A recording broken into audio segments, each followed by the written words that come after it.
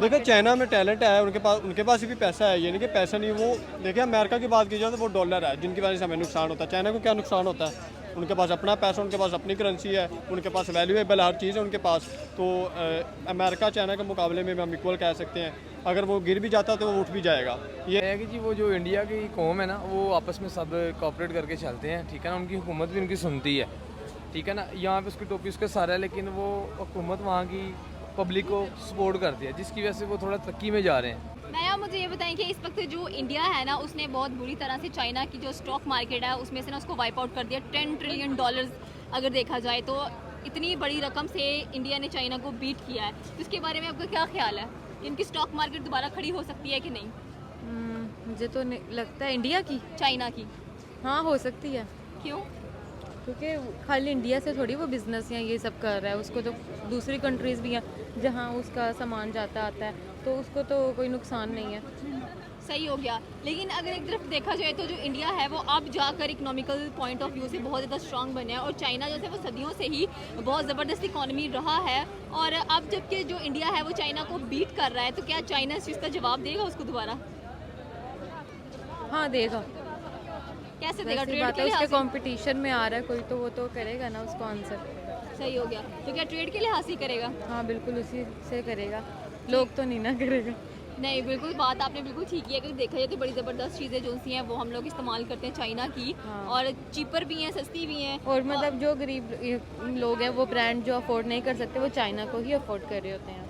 सही हो गया।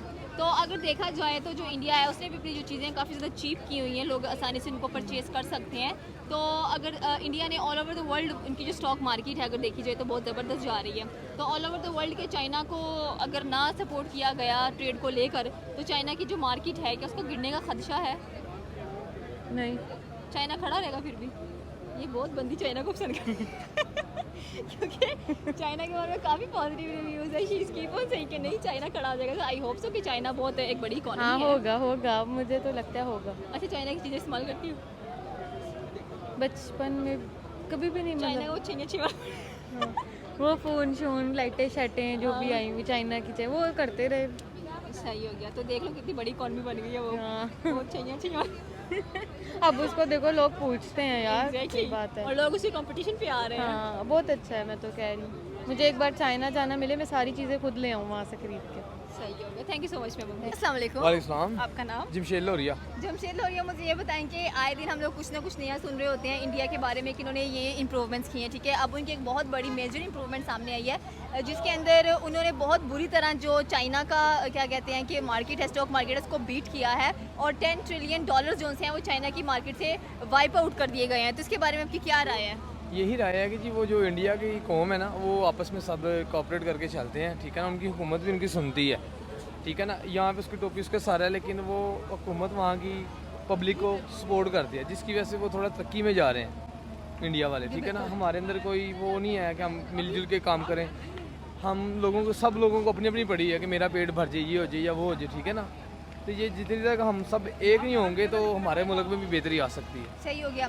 अगर हम बात करें कि चाइना एक बहुत बड़ी इकोनॉमी है ऑलरेडी और इंडिया 5वें नंबर पर आ रही है, तो उसने किस तरह चाइना को बीट कर दिया? ऐसा क्या उनके पास स्ट्रैटेजीज हैं वो अप्लाई करते हैं?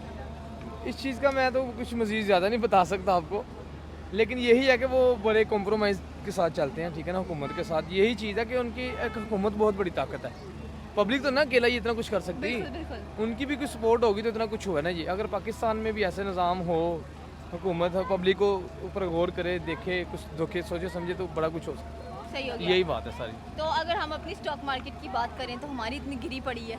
तो अल्हम्दुलिल्लाह ये नीचे ही आनी है, जैसे इनके काम है। देखो महंगाई इतनी कर दी है, ठीक है ना।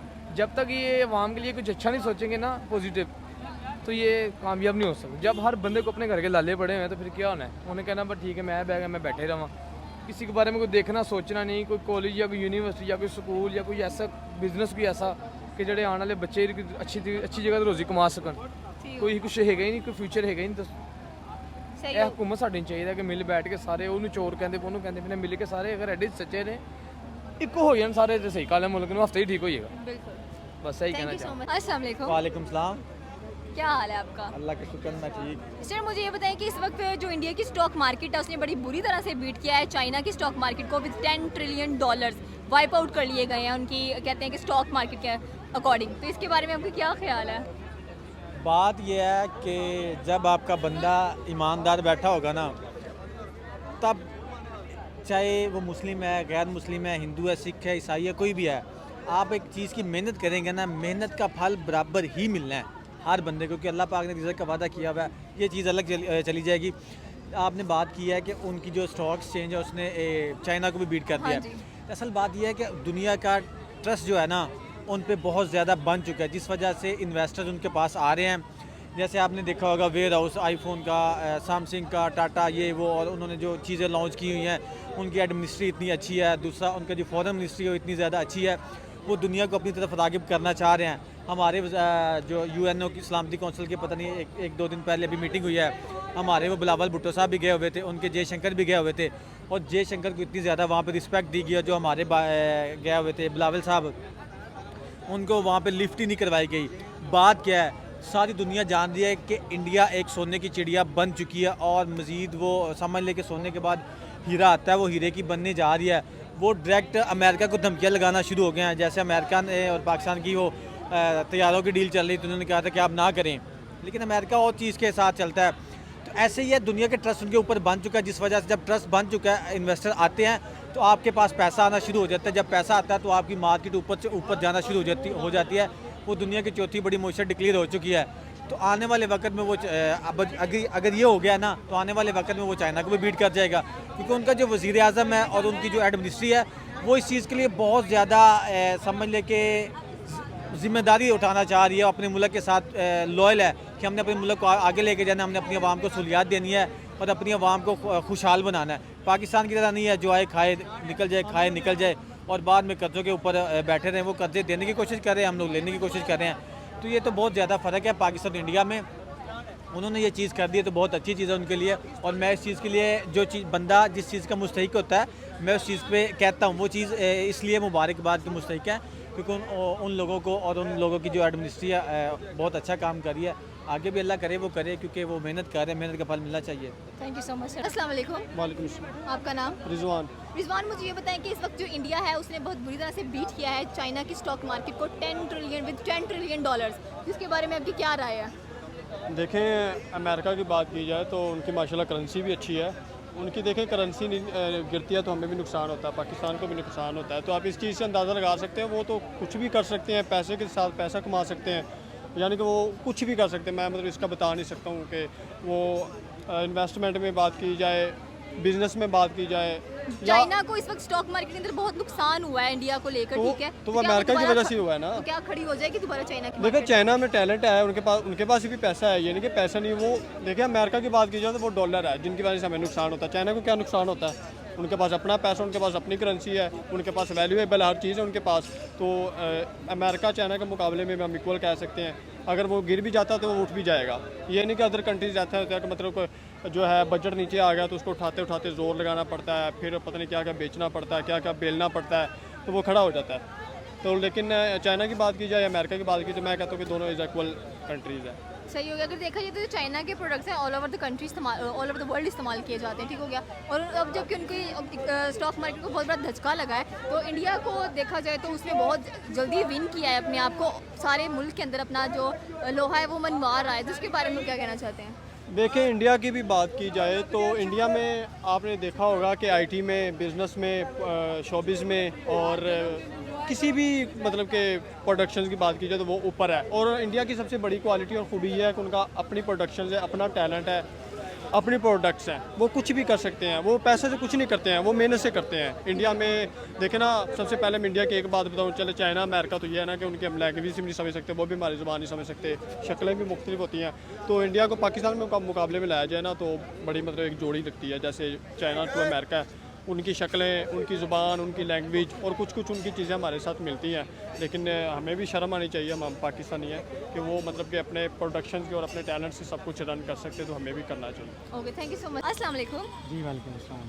क्या हाल है सर आपका? जी मैं ठीक हूँ। सर मुझे ये बताएं कि इस वक्त जो इंडिया है उसने बहुत बुरी तरह से बीट किया है चाइना की स्टॉक मार्केट को विद 10 ट्रिलियन डॉलर्स। तो इसके बारे में आपकी क्या राय है? क्या चाइना दोबारा खड़ा हो पाएगा? जी मेरे ख्याल में इंशाल्लाह दोबारा खड़ा हो पाएगा।